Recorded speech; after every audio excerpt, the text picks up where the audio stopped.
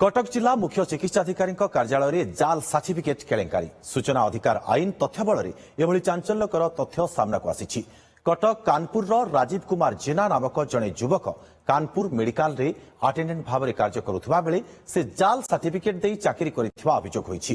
तेबे राजीव ए अभियोग को खंडन करिसेंति। सूचना अधिकार आईन बल एभली 3टी घटना सामना को आसीथिबा बेले आहुरी अनेक जालियाती होइथिबा अभियोग होईछि। कटक जिला मुख्य चिकित्साधिकारी यहाकू स्वीकार करने सहित घटनार पुंखानुपुंख तदंत हेबो एवं आवश्यक पड़िले विजिलेंस को मामला हस्तांतर कराजिबो बोली कहिसेंति।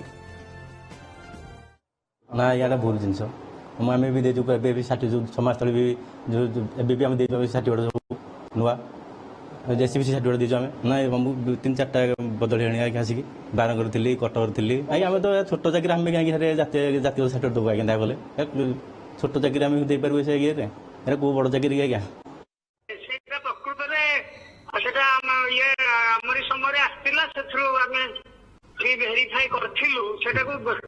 पूरा डिटेल रिपोर्ट आसी किंतु जना पड़ी किसी गोटे खाली सेतिक तो नुह आहरी बहुत तो मु डायरेक्टर कही गोटे लिखुची से डिटेल करूँ पूरा डायरेक्टर कही से डायरेक्टर गोटे कमिटी करूँ पूरा से 4 मसीह जी सब अपॉइंटमेंट सब स्क्रूटिनी करूँ।